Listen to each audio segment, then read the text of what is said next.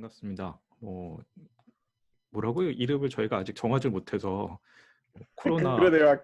예, 그런 게 없구나. 예, 코로나 바이러스 감염증 19 특집 대응 특집 한국방송통신대학교 팟캐스트 뭔가 이런 공무원스러운 이름밖에 자꾸 생각이 안 나고 하여튼 네. 이름은 저희 차차 좀 지어보도록 하고요.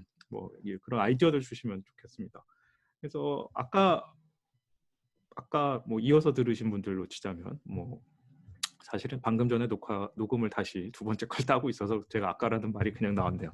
예, 요 전에 에피소드에서 저희 마무리했던 것처럼 이제 좀 약간 저희 어떻게 대응하고 있는지 하고 그런 사회적 관계들 이런 이야기들을 좀 얘기를 해보도록 하죠. 그래서 계속 이제 정세훈 선생님 발제하시는 것들 먼저 좀 듣고 진행을 계속해 나가도록 하겠습니다. 저희 약간 유명하면서 저는 최근에 사실 언론 보도를 많이 보는데 제가 이런 뉴스 참 많이 보거든요. 전에하고 다르게. 근데 죄송하지만 국내 뉴스는 잘 안 봐요. 계속 해외 뉴스들만 보고 있는데 3월 초에 제일 유행했던, 그리고 우리나라에서도 꽤 유행했던 그 그래프죠. 영어로 이제 플래트닝 커브라고 그랬죠. 곡선을 낮추는. 그런 게 어떤 의미가 있는지부터 좀 얘기를 하면 좋을 것 같습니다. 정혜 선생님 좀 말씀 부탁드립니다. 예. 종잡을 수가 없네요. 잠시만요. 화면 공유로 일단 넘어가겠습니다. 공유된 내용에서 이거 어떻게 요거죠? 요거 말씀하시는 건가요? 아니요, 위에 겁니다. 요건가요? 예, 요거. 예.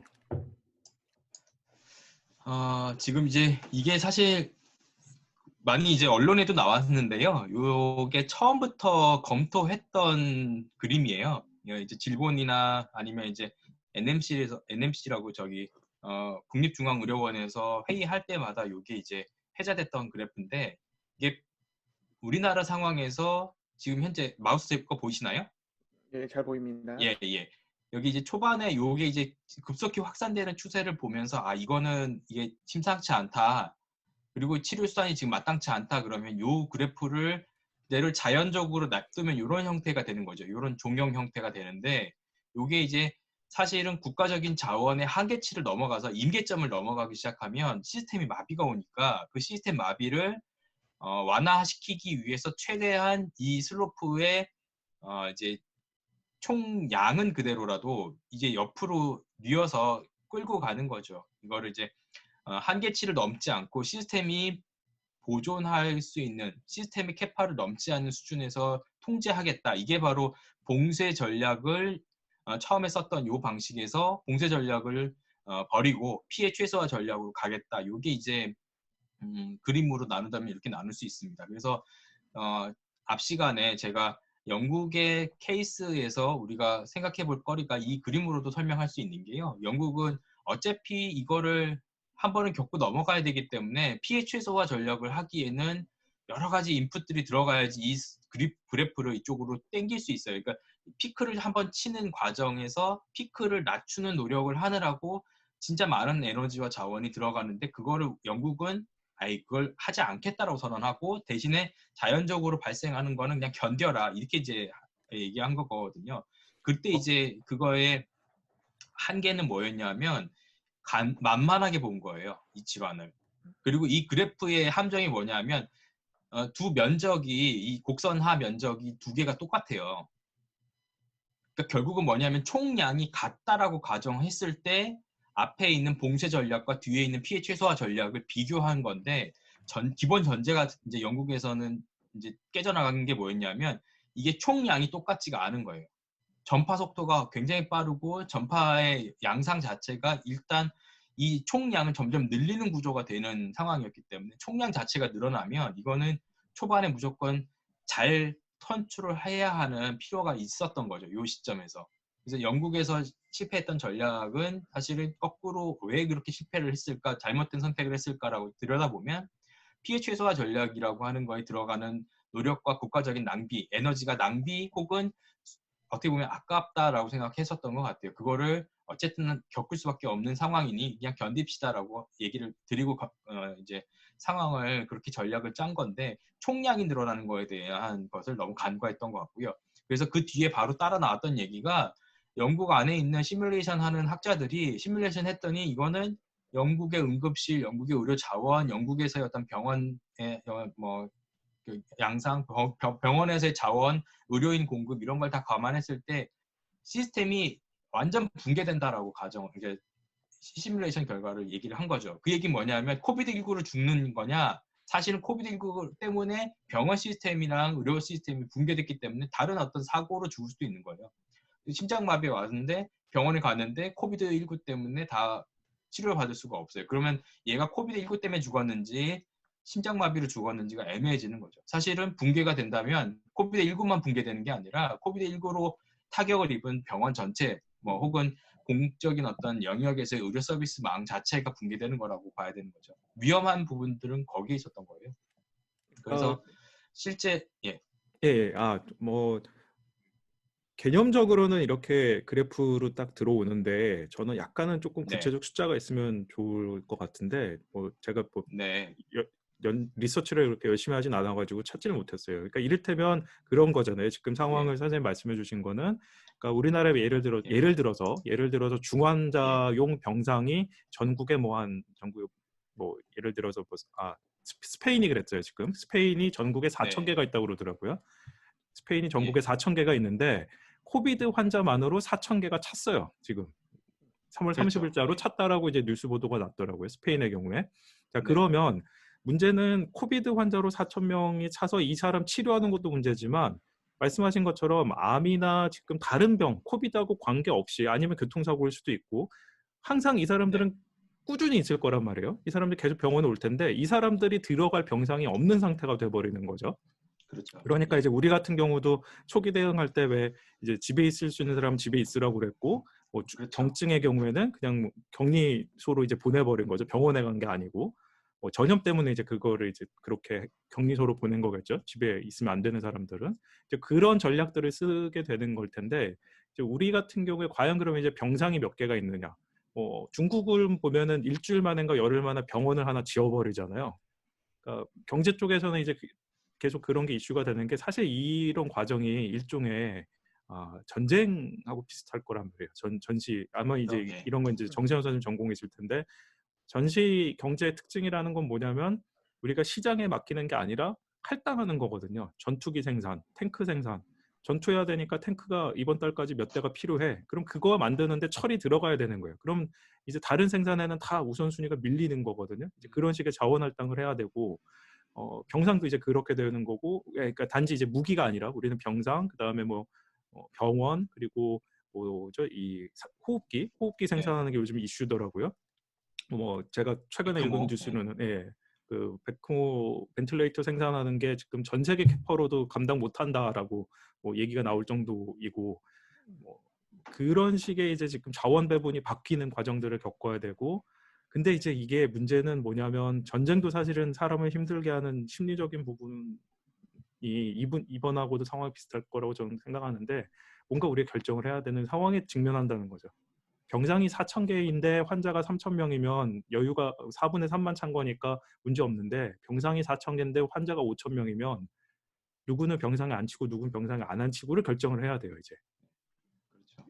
이게 어느 수준까지는 의학적 전문적 지식이나 이런 거에 따라가는 또 능게 되겠지만 어느 수준을 넘어가면 이건 정말 이제 도덕적 상황에 시달리는 뭐 그런 일들이 벌어질 거란 말이죠. 사실은 그래서 아까 저희 봤던 그 그래프의 개념이라는 게 정혜 선생님 설명을 잘 해주셨지만 되게 무섭게 전 들리거든요. 그러니까 어떻게든 저 한계를 넘어가지 않게끔 만들어야 되는 게 단순히 어떤 자원의 할당 문제뿐만 아니라 참 인간적으로도 예, 별로 하고 싶지 않은 결정들의 선인 것 같아요, 저는. 근데 저 능력이란 저 그렇죠. 표현이 종합적이라고 저는 생각 들거든요. 단순히 병상, 병원의 수 문제뿐만 아니라 의사들의 수도 마찬가지고 뭐 저희 예를 들어서 격리되어 있다. 뭐 전체 사회가 격리된 상태로 들어간다 할 때 근데 먹고는 살아야 되잖아요. 그럼 어디선가 네, 식료품은 조달을 해야 돼요.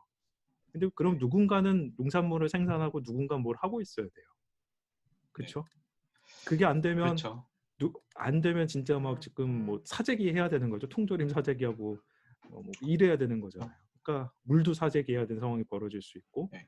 뭐 저희 마스크 대란 났을 때 그때 잠깐 언론 보도 나왔던 게 뭐 국가 주요 시설에 먼저 배포한다 뭐 이런 얘기했을 때 그래가지고 국가에서 많이 산다 막 뭐라 그랬는데 당연히 먼저 가야 되는 데도 있어요. 진짜 기관망이라고 부를 전기, 수도 이런 거 먼저 가야 될 거예요. 그렇잖아요. 생각해보면 지금 우리 예. 하는 모든 거에서 발전소 멈추고 수도 멈추면 정말 아무것도 못할 거거든요. 그러니까 막 이런 게 엄청나게 복잡하게 돌아갈 거예요, 지금. 그래서 저 선에 갖고 있는 전 무게감이 엄청나다고 생각을 하는데, 네. 예, 뭐 그런 면에서 뭐 이런 최소화 전략이라는 게 어떤 건지 좀 더 설명을 해주시면 좋을 것 예. 같고. 정세현 그러니까 선생님 피해 어떠세요? 최소화 전략은 예. 정세현 선생님 어떠세요? 정세현 선생님 원래 그 산업공학의 시작이 그거라면서요. 전쟁에서 무기만 그렇죠. 그 자원 배분에서 시작한 거라면서요. 그렇죠. 예. 거기서도 시작되는 거죠. 예. 근데 아까 말씀하신 거에서 저도 공감하면서 하나 조금 이제 우려된다 하는 부분이 뭐냐면은 여기 보건 체계 능력이라고 이제 호리존탈 라인이 이렇게 쭉 있지 않습니까? 네. 근데 저 수평선이요? 예, 예. 예, 그 수평선 이렇게 있는데 거기에서 지금 보면 그 붉은색 부분 치료 수단이 없을 때 환자 수가 이렇게 올라갔다가 이렇게 내려오는데 네. 아까 예. 정영희 선생님께서도 이제 말씀을 해주셨지만은 이게 미리 사회적인 면역 체계가 없는 상태에서는 보건 체계 능력 자체가 밑으로 떨어질 수가 있잖아요. 네. 그러니까 근데 한 가지 저희 말씀 더 진행하기 전에 제가 이 그림 말고 다른 그림을 하나 보여드릴게요. 이게 해석을 하면서 조금 오해가 있을 수 있는데요. 치료 수단이 없을 때 환자 이렇게 써놨잖아요. 잠깐 공유를 멈출게요. 예. 네. 다른 화면으로 넘어가겠습니다. 지금 이 그림 보이시나요? 예. 예, 이게 이제 영어 원문에는 팬데믹 아웃브레이크인데 no intervention이에요. 그러니까 중재를 전혀 아무것도 안 했을 때. 그러니까 이게 치료 수단이라고 하는 거는 지금 여기서 마치 무슨 백신이라든지 혹은 뭐 치료제, 그러니까 약품 이렇게 이제 한정돼서 느껴지는데요. 원래대로 조금 그림을 그리자면 인터벤션, 그러니까 어떤 국가나 사회나 어떤 병원에서의 개입이 안 했을 때, 그냥 자연적으로 확산돼서 끝나는 상황에서의 그래프가 이렇게 되는 거고요. 국가와 아까 얘기한 뭐 공급의 변경, 어떤 뭐 자원의 배분 이런 걸 통해서 집중적으로 뭔가 이 그래프를 낮추려고 하는 노력, 인터벤션을 가해주면 밑에 있는 그림이 나온다는 거죠. 이게 여기가 이제 사실은 이렇게 밑으로 꺼지면서 이 부분만큼의 압력을 줄이는 거를 국가적인 어떤 자원을 쓰는데 의사결정을 하면 이런 그래프가 나올 수 있다는 거죠. 그래서 초반에, 그러니까 이거예요. 초반에, 아주 극초반에 아예 봉쇄를 하면서 여기에 그래프가 튀어 올라가지 않도록 온갖 노력들, 접촉, 외국에서 들어오는 문제이기 때문에 외국에서의 뭐 교류를 차단하고 우리는 이 안에서 서로 외부에서의 감염을 최소한 막겠다. 이게 봉쇄거든요. 봉쇄 전략이 뚫리면, 즉 그래프가 이제 로그 스케일로 커지기 시작하면 여기서부터는 이거는 그냥 자연 경과를 기다리거나 아니면 중재 개입을 통해서 이 그래프를 최대한 밑으로 낮추는 노력들을 해야 하는 그 두 가지 선택밖에 없는 거죠. 그래서 사실 봉쇄 전략의 실패 혹은 봉쇄 전략이 원래부터 처음부터 불가능했던 상황에서는 봉쇄 전략은 이제는 못하게 되는 상황에서는 피해 최소화 전략이 그 다음 옵션으로 제일 좋았던 거죠. 그리고 그게 안 되면 이렇게 튀어 올라가는 거를 그냥 눈 뜨고 쳐다볼 수밖에 없는 거고요.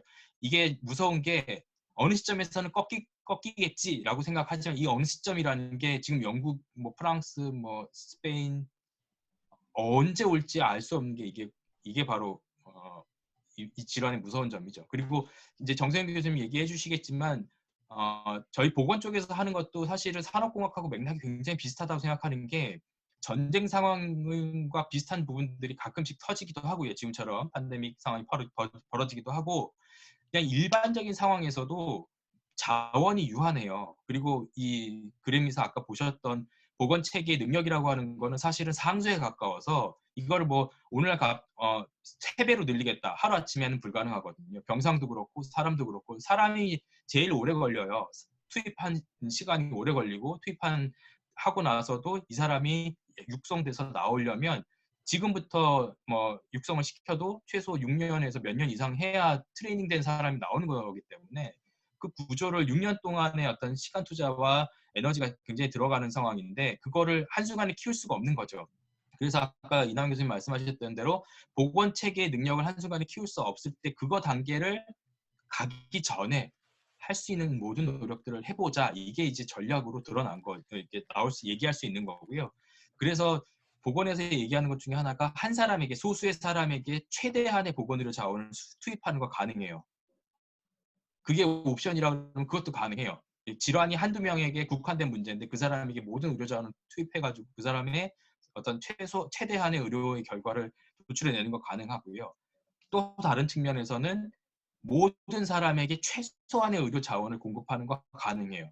이게 양극단이라고 보면 그 사이에 어느 정도가 적정선이 있는 거거든요. 그 적정선을 찾는 게 보건의료에서의 최적화 모델이에요.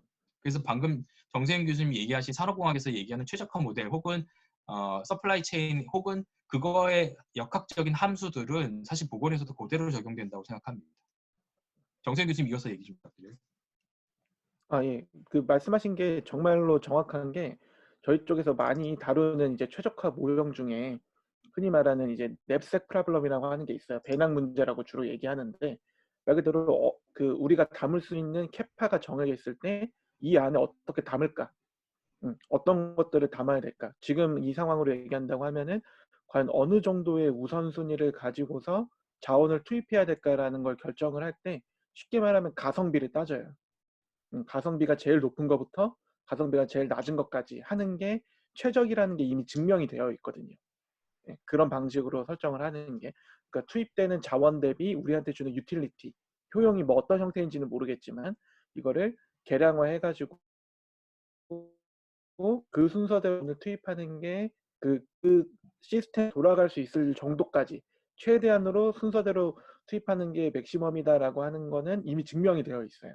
근데 말씀하신 것처럼 보건 쪽에서도 그러한 형태를 그대로 적용하고 있는 것 같고 그게 전혀 이상하지 않을 것 같아요. 지금 상황이 전시 상황이라고 생각을 한다면 예, 네, 전시 전혀 상황이 아닐 이상하지 때도 않은 사실은 이 적용일 것 논리가 같아요. 맞아 들어가서 기본적으로 보건 쪽에서는 그렇게 적용을 하고 있었어요. 네, 그러니까 이제 저는 이 그래프를 보면서 참 공교롭다는 생각들을 많이 합니다. 이게 누가 프로그램을 했을 수도 있을 것 같고 이런 전략을 예측을 해서 우리가 이런 예측한 결과에서 의사결정을 하는 분들이 물론 있을 거고 저는 이제 그것에 대해서 뒤따라가면서 해석하는 수준인데 그러니까 이거를 제가 그걸 앞서서서 이걸 뭐 전망을 하고 이렇게 하기에는 아직은 부족하고 정보가 부족한 것 같아요. 제한되어 있는 것 같은데 우리가 초반에 열심히 해서 여기까지 온 거는 맞는데 그 열심히가 단지 그냥 맨주먹으로 열심히 한 건 아니라 기본적으로 우리가 깔려있던 밑에 자원들이 있었어요. 그리고 그거를 자원을 의사결정을 통해서 어디에 얼마큼 쓸 건지에 대한 합의가 있었던 거고 의사결정이 진행이 된 거고 그게 오늘날의 결과인 것 같아요. 물론 완전히 만족스럽고 100% 이거를 피해를 보지 않을 거라고 얘기하는 게 아니라 이 시나리오가 여러 가지 시나리오 중에 하나일 텐데 오늘날 우리의 지점이 그 여러 가지 시나리오 중에 그래도 완전 최악의 경우는 피했다라고 저는 생각을 하기 때문에 최악의 경우를 피했다라면 그 중에 최악이었던 선택을 안 한 것도 지금 오늘날의 결과를 도출한 결과물이라고 생각을 하는데요. 나중에 기회가 되면 이 정리를 또 한번 할 텐데 저는 우리나라 병상 수가 굉장히 많은 편이기 때문에 그게 한 몫을 했을 거라고 봐요.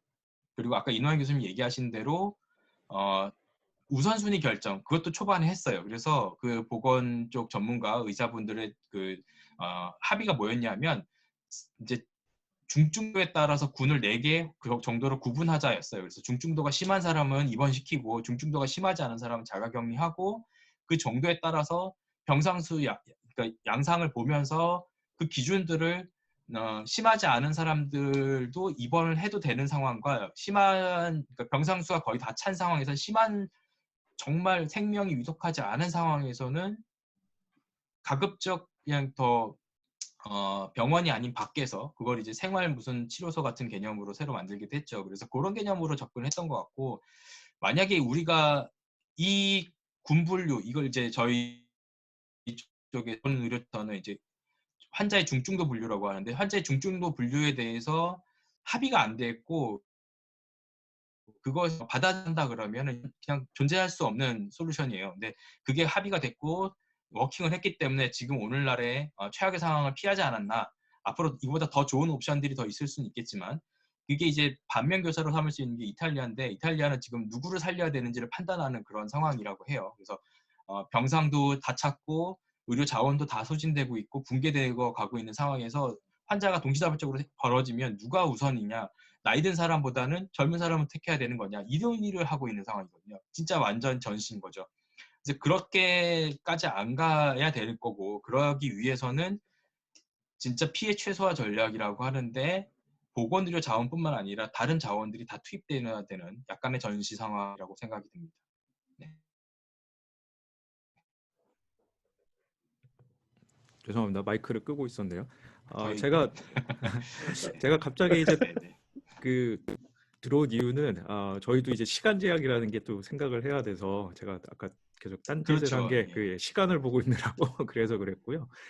그래서 정효연 선수 준비를 예. 많이 해주셨는데 방금 하신 그 피해 최소화 전략이라고 하면서 이제 우리나라에서 했던 뭐 드라이브 스루 이런 네. 것도 만들면서 선별 진료하고 그다음에 의료기관으로 이렇게 어떻게 배분할 것인지 그런 거 이제 기본적인 통제들은 했고, 근데 아마 보면은 저희 이제 어느 정도 좀 잠잠해지고 나면 뭐 백서 같은 게 발간되고 그러면서 조금 또 대비를 하고 그럴 것 같아요. 근데 잘 모르겠지만은 제 생각에는 저희가 요 앞에 이제 신종플루나 메르스, 특히 이제 메르스 같은 거 대응을 한번 하면서 좀 내공들이 쌓이는 게 뭐 큰 도움이 되지 않았을까. 그리고 뭐 오늘 아침 기사만 봐도 12월에 아마 도상 훈련을 했다고 그러더라고요.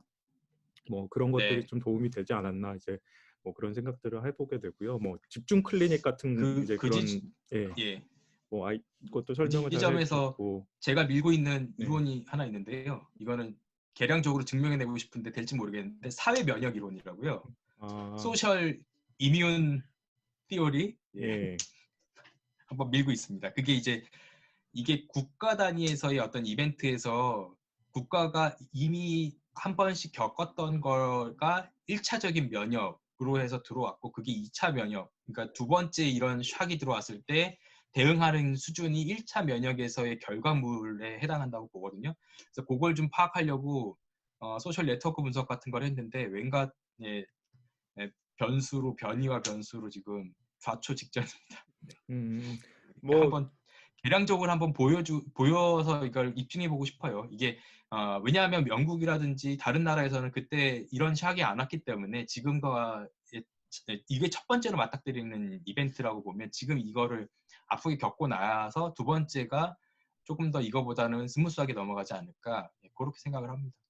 뭐 저도 약간 비슷한 생각을 최근에 이제 금융사 쪽 보면서 이제 생각을 하게 되는데, 그러니까 금융 충격이 오는데 영국도 그렇고 프랑스도 그렇고 우리도 그렇고 언제든 금융 충격은 올 수 있는 거죠. 그러니까 금융에서 샥이 오면, 충격이 오면 그걸 이제 보통 위기가 생겼고 이 위기를 해결하는데, 그걸 해결한 다음에 잘 제도를 정비해 놓으면 다음번에 왔을 때 뭔가 약간 충격이 완화되면서 그때 생긴 또 다른 충격을 또 해결해 나가는데, 뭐 안 좋은 케이스는 그게 아니라 지난번에 경험이 있으니까 무시하는 거죠. 아, 이런 새로운 금융 시스템, 새로운 금융 제도 이런 거 시도하지 마.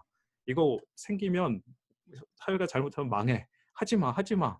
근데 그럴 수는 없단 말이에요. 그럴 수는 없고 항상 변화에 쫓아갈 수밖에 없는 그런 것들이 있는데, 그럼 뒤처지겠죠. 이제 이런 후자 쪽의 길을 가면. 그러니까 약간 저도 이게 개량이 가능할지 잘 모르겠어요. 하여튼 근데 저도 좀 관심이 있긴 하거든요. 그런 식의 어떤 외부 충격들에 대해서 어떻게 대응을 하고 어떻게 이제 방법들을 만들어 나가고, 그리고 저는 요즘 중요하게 생각하는 게 100%의 솔루션은 못 찾는 것 같아요. 한번 시험을 보면 시험 봤는데 만점 받고 끝나는 게 아니라 한 7, 80점 보면 잘 본 거고, 그러면 다음번 시험 또 준비해야 되는 거고, 그냥 끊임없이 준비하는데 만점 받을 생각은 포기하고, 그렇다고 50점 받았다고 해서 이 시험 포기하고 던져고 집에 갈 거냐? 그런 건 아닌 것 같아요. 우린 계속 이 시험을 봐야 되는. 근데 이제 문제는 혼자 그걸 보는 게 아니라 사회 전체가 이제 봐야 되는 이제 그런 것들이 참 조율하기 힘든 문제일 것 같고요. 뭐 이런 얘기들 뒤에 저희 뭐 정리 만약 가능하다면 또 나눠보면 좋을 것 같고, 일단 그래도 지금까지의 어떤 상황을 한 번은 좀 우리나라 현재 환자 상황 같은 건 한번 보고 넘어가면 좋을 것 같거든요. 특히 이제 전 세계 숫자랑 비교해서 우리는 약간은 줄어드는 것 같으면서도 아닌 것 같은 측면들이 있는 것 같아요. 정혜 선생님 준비해 주신 거 있죠. 저, 저는 이것도 약간 통계로는 재밌는 얘기 많이 할 수 있을 것 같은데, 확진율하고 영국과 뭐 네. 미국의 확진율하고 전 세계 증가추이 같은 예. 그 그래프 좀 설명 좀 부탁드릴까요? 요거 말씀이시죠? 지금 이게 오늘 기준이 23일 기준이군요. 3월 23일 기준으로 그러니까 이게 우리가 이 그래프를 보면 녹색이 한국인데요. 한국에서 검진한 사람 대비 확진한 사람의 비율이 이렇게 낮아요. 즉 2% 내외가 되는 건데, 이거는 의심을 한 사람 100명 중에 2~3명 정도만 확진자였던 거예요. 그리고 지금 빨간색으로 표시된 게 이탈리아인데, 이탈리아는 약 20에서 30% 수준이거든요. 그러니까 10명을 조사했는데 그중에 2~3명, 아니, 예, 맞나요? 2~3명.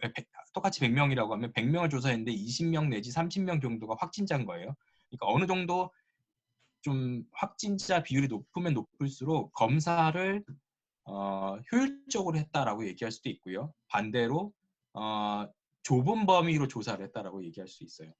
조사를 해야 하는 의심 환자를 좁게 설정해 놓고 조사를 했기 때문에 이렇게 검사하고 나서 확진율이 이렇게 높아지는 거고요. 지금 UK 같은 경우는 36%에 이르는데 뉴욕도 30%가 넘었어요. 그러니까 이게 뭐냐면, 검사했는데 3명 중 1명이란 얘기는 이건 거의 확실한 사람들을 중심으로만 검사를 하고 있는 거 아닌가, 혹은 지금 그 컨트롤이 전혀 안 되고 있지 않은가, 이렇게 얘기를 하는 거죠. 그래서 밑에 있는 설명은 이제 영국은 누가 뭐라 그래도 가장 대표적인 국가 중심의 국가 의료 시스템을 운영하고 있는 곳이고, 미국은 누가 뭐라 그래도 민영 의료 시스템을 운영하는 곳인데, 이 두 군데가 다 정답이 아닐 수도 있겠다. 지금 새로운 위기 상황에서. 그러면 도대체 새로운 위기 상황에서 뭐가 솔루션이냐? 아까 이남 교수님 말씀하신 대로 최선은 뭔진 모르겠어요. 왜냐하면 이게 우리가 테스트를 해볼 수가 없기 때문에, 테스트 해볼 수 있으면 어떤 게 뭐 역사적으로 지나간 다음에 이거는 그게 제일 최선이었어, 뭐 우리가 가질 수 있는, 선택할 수 있는 옵션 중에 그게 제일 베스트였어, 이렇게 얘기할 수는 있겠지만, 지금 우리가 막 여기에 살아가는 오늘의 상황에서는 이걸 판단하기 굉장히 어려운 부분인 것 같고요.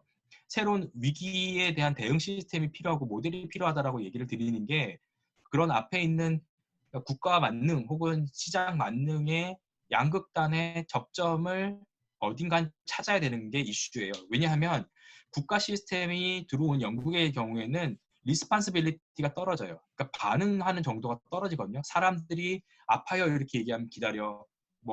뭐가 필요해요, 수술 받고 싶어요, 그러면 다른 사람이 있으니까 너는 기다려. 이렇게 국가에서의 자원을 옥죄고 자원을 최소한으로 유지하면서 그 안에서 아픈 사람들 중에 진짜 필요한 아픈 사람들을 골라서 선별적으로 조금 더 서비스를 해주는 거거든요. 물론 무료이기 때문에 국가에서 효율을 맥시마이즈하는 그런 전략이었던 거예요. 그래서 의료 자원, 즉 우리나라 병상수와 지금 나중에 비교 한번 해드리면 좋겠는데, 병상수 규모가 우리나라보다 많이 낮아요. 그리고 증가 추세도 낮습니다. 근데 저는 평상시에 국가가 급성기 병상수를 많이 가지고 있는 거에 대한 단점이 물론 있기 때문에 그거를 적정 수준보다 우리가 넘어갔다라고 생각을 하고 있었던 사람이고, 그것을 최소 유지를 하는 선에서 정리를 해야 되지 않을까, 지금 그렇게 얘기를 했는데, 지금 봐서는 그렇게 잉여같이 느껴졌던 국가 병상이, 급성기 병상이 이럴 때는 특효약이었던 것 같고, 반면에 이제 미국 같은 경우에는 병상수 규모나 이런 것들은 국가가 개입하지 않고 그냥 자발적으로 운영을 하다 보니까 필요에 의해서 확장을 시켰는데, 여기는 치료비도 그렇고 이게 굉장히 부담되는 상황이라서 이게 작동을 잘 안 하는 거죠. 이게 양극단의 어떤 이슈인 것 같아요. 영국에서의 솔루션은, 그러니까 지금 이 신종 코로나 바이러스의 어떤 솔루션이 아니라 그냥 의료에서의, 영국에서의 솔루션은 자원을 리인하게 가져가는 거예요. 아주 최소한으로. 자원에 대해서 리인하게 가져가면서 가급적이면 병원에 오지 않게 하는 그런 전략이었는데 지금 같은 경우에는 그러면 똑같이 이 신종 코로나 바이러스에서도 병원에 오지 않도록 하는 전략을 써야 되는데 그게 초반에 실수했다라고 얘기를 드리는 거고 그러면 병원에 오기 전에 이 신종 코로나 바이러스를 대비할 수 있는 다른 옵션들을 해줬어야 영국 시스템은 버티는 거였어요. 그렇게 보이고요. 한 가지 걱정되는 거는 지금 질환이 양상이 오늘 우리가 다루고 있는 신종 전염성 질환도 물론 무섭고 겁나는 거긴 한데 사실은 사람들이 더 많이 죽어나가는 거는 만성 질환들이거든요. 만성 질환은 사실은 또 다른 맥락에서의 접근도 필요해요. 그래서 지금 새로운 위기에서만 우리가 전략을 짜느라고 급급할 게 아니라 만성 질환이나 질환의 양상이 바뀌는 것에 대한 대비도 같이 가야 될 것 같고요. 그 관점에서는 오늘 얘기를 다 다루지는 못하겠습니다만 나중에 내가 다룰 기회가 있으면 한번 말씀드려보고 싶자 하는 부분입니다. 그리고요 밑으로 내려가면 이제 한국이 꺾여 나가는 지점들을 이렇게 이제 그림으로 정리를 했는데 이것도 제가 그냥 간단하게 말씀드리고 넘어갈게요. 한국 상황이 이렇게 해서 이게 로그 스케일로 아마 그림을 그렸을 거예요. 100, 250 그쵸? 여기 이제 세로축이 로그 스케일이고요. 여기 이제 가로축은 X축은 날짜입니다. 그래서 로그 스케일이기 때문에 이게 사실은 증가 속도가 이렇게 되는 건 어마어마하게 빠른 거죠. 그래서 이게 그냥 단지 그냥 선형이 아니라 로그 스케일로 커지고 있는 거고 한국은 거기에 변곡점을 찍고 있긴 해요. 그래서 세츄레이션 되어가고 있는 그 포화에 가까운 양상으로 나타나고 있는 거다라는 거고 제발 여기서 좀 마무리가 됐으면 좋겠는데 영국에서 시뮬레이션한 결과를 보면 이게 잔잔하게 여진같이 뒤에 한 달 정도 뒤에 약간 집단 감염, 한 달 정도 뒤에 집단 감염 이런 것들이 예측됐었어요. 그래서 한국에서도 아마 중간중간에 뭐 한 번씩 이렇게 좀 새로운 그래프가 이렇게 발생했다가 다시 꺾이고 발생했다 꺾이고 그런 것들이 있을 것 같다는 생각은 듭니다. 그래서 이번 학기는 망했다 이런 생각이 듭니다. 네. 그래 계속 갈 예. 것 같거든요. 그 뒤에 부분은 나중에 얘기를 드리는 뭐 걸로 하죠. 그렇게 하는 게 좋을 것 같고요. 잠깐 요 그래프 보면서 좀 더 얘기를 하자면 저는 뭐 그래프 아까 잠깐 로그 스케일을 말씀하셨지만 사실 로그를 공부하는 게 되게 중요하다라는 걸 이번 상황에서 다시 한번 또 그래서 쉬는 시간 있으실 때 뭐 집에서 쉬고 계실 때 로그 같은 거 공부 한번 더 하시면 좋겠고요. 저도 좀 다시 좀 봐야 될 것 같고 뭐 이거 들으시는 분들 한번 로그는 다시 찾아서 조금 보시면 좋겠고 저는 약간 신경 쓰이는 거는 그러니까 우리가 대구 경북 뭐 특정 지역이라고 얘기합니다만 환자 수가 일단 많기도 하고 근데 약간 착시를 주는 것도 있지 않을까 하는 걱정도 있거든요. 뭐 잘 어느 정도 방역에 성공하고 있는 것 같긴 하지만 그 특정 지역을 제외하고 나서 우리나라 전체를 보면 아까 말씀하신 것처럼 포화돼서 이렇게 안정화된다기보다는 여전히 조금씩 좀 더디지만 계속 늘어나는 추이이고 뭐 이게 지금 다른 나라들처럼 폭발적으로 가지는 않을 거라 기대는 합니다만은 뭔가 잡혔다는 느낌은 잘 안 들거든요. 그리고 뭐 이런 것들이 아까 이제 걱정이 되는 거는 지금 이제 완치된 사람하고 뭐 확진자하고 반반에서 조금 이제 완치가 많아지는 쪽으로 가고 있는데 아까 말씀드렸던 것처럼 그랬을 때 이제 병상 관리 문제하고 또 만성 질환자 문제들이 또 분명히 있고 저도 궁금해서 조금 찾아봤는데 2018년 사망 통계를 보니까 폐렴으로 사망하는 게 사망 원인 3위인데 한 20만 명 되더라고요. 1년에 20만 명이 폐렴으로 사망하는데 그렇게 보자라면 사실 그 가치를 이렇게 숫자로 비교할 수 있는 건 아니지만 조금 우리가 생각해야 되는 지점들이 좀 복잡해지는 것 같아요. 훨씬 더 복잡해지는 것 같아요. 이런 그 지점에서 한 가지 말씀드리고 네. 넘어갈게요. 폐렴으로 해서 파이널 블로우를 맞은 거긴 해요. 네. 네, 그러니까 마지막에 폐렴이라고 하는 결정타를 맞고 사망에 네. 이르긴 하는데 네. 근데 사실은 그냥 일반적인 경우에 폐렴이 그냥 넘어가는 분들이 있고 폐렴이 결정타가 되는 경우가 있어요. 근데 그 전 단계에서 우리가 점점 질환의 개수가 많아지고 기저질환이라고 깔고 있는 질환들이 이렇게 늘어나면서 일단 펑션들, 신체적인 기능이 점점 도태되면서 결정타가 폐렴으로 오는 경우들이 많거든요. 그래서 그 밑에 깔려있는 질환의 어떤 양상들을 보면 결국은 우리가 건강이라고 하는 게 이제 치명적인 질환, 뭐 약간 이제 뭐 그러니까 감염성 질환 중에서 치명률이 높은 질환으로 해서 이제 젊은 나이에 돌아가시는 분들이 많다기보다는 이제는 수명이 길어지는데 그 수명이 길면서 병을 가지고 오래 살고 마지막에 이런 양상으로 사망에 이르는 경우가 많다. 그렇기 때문에 저는 지금 한국에서의 의료 자원의 배분 문제가 굉장히 크게 다가오는 그렇게 문제가 있다라고 생각하는 사람 중에 한 명이거든요. 그래서 그거에 대해서 효율적으로 앞으로 미래를 대비한다는 측면에서는 이 계기로 그런 논의들이 같이 되면 좋을 것 같고요. 예, 저도 거기서 한번 예, 제가 말씀드리고 폐렴이라고 하는 측면에서 예, 예. 말씀드리고 넘어가겠습니다. 예, 약간 그래서 공유 중재해도 되나요? 예, 예. 그 폐렴을 제가 이야기했던 것 특히 이제 지금 이제 코로나 바이러스랑 연결시켜서 보면 그냥 코로나 바이러스의 치사율이 높은 거는 아까 저희 그래프 잠깐 나왔습니다만 다 이제 연령대가 높은 경우가 이제 좀 더 많고 기저질환자라는 거였었잖아요. 그러니까 방금 말씀하신 그런 만성질환자하고 연령대 높은 사람들하고의 그 관계 속에서 지금 사망자가 나타난다고 보면 그러니까 단순히 이번 샥이 그냥 외부에서 이렇게 뭐가 온 게 아니라 정말 최종 결정타처럼 그러니까 뭐가 있었는데 이게 결정타로 작동을 한 거죠. 그러면 뭐가 있었던 걸 우리가 어떻게 관리했느냐도 사실은 중요하게 짚을 수 있는 측면일 수 있을 것 같고요. 예, 정세현 선생님 한 말씀 더 하시고 그리고 저희 이제 조금 마무리하면 어떨까 싶습니다. 근데 말씀하신 것처럼 일단은 이렇게 외부적인 충격이 왔을 때 그 충격이 퍼져나가는 양상을 보면은 우리가 그동안에 알고 있었든 혹은 알고 있지 못했든 가장 취약했던 부분들, 거기서부터 뭔가 확실히 충격이 급격하게 퍼져나가는 거를 볼 수 있는 것 같아요. 우리 뭐 그동안에도 예를 들자면 뭐 특정 종교에서의 어떤 뭐 종교 집단의 단체적인 행동들 이런 것에 대해서 우리 모두 다 인식은 하고 있었지만 그게 이런 말 그대로 바이러스가 전파되는 매개로 활용될 거라고는 사실 누구도 예상하지 못했던 상황이잖아요.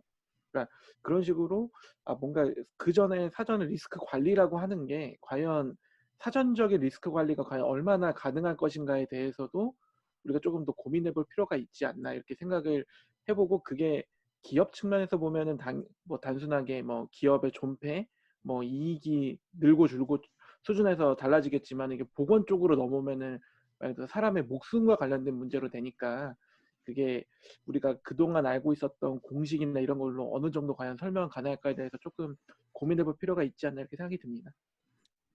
예, 인트로덕션이 계속 길어지고 있는데 앞으로 저희 어떤 이야기들 계속 할지는 대략 지난 에피소드나 이번 에피소드 정도면 방향이 잡힐 것 같고요. 다들 이제 장시간 또 고생 많으셨습니다. 네. 예, 다음 시간에 한 또 가지 예. 마무리하기 전에 두 분 선생님하고 이제 얘기를 하다 보면 서로 접점이 있어요. 저희가 다 관점은 조금씩 다를 수 있는데 제가 얘기하고자 하는 말씀도 사실은 다른 분야에서도 이미 검증했거나 얘기가 된 것들이 많아서 조금 더 그냥 툭툭 들어오셔서 같이 얘기를 해보면 좋겠고요. 저도 고민되는 지점들이 많은데 거꾸로 제가 그동안에 담고 다녔던 그러니까 이제 이게 과연 보건의 관점에서는 옳다라고 얘기하지만 진짜 사회적인 관점에서 보면 이렇게까지 해야 되나 하는 생각이 들 수 있는 지점들의 고민들이 저도 있어요. 그거는 답이 하나는 아닐 수 있으니까 그런 고민들을 조금 더 얘기를 나눠보면 좋겠고요. 조금 더 들어오셔서 저희하고 그러니까 저한테 좀 자극을 주시면 그 다음 얘기들이 좀 더 풍성해지지 않을까 싶습니다. 예, 알겠습니다. 고맙습니다. 다음에 네, 뵙겠습니다. 고생하셨습니다. 감사합니다. 네. 감사합니다.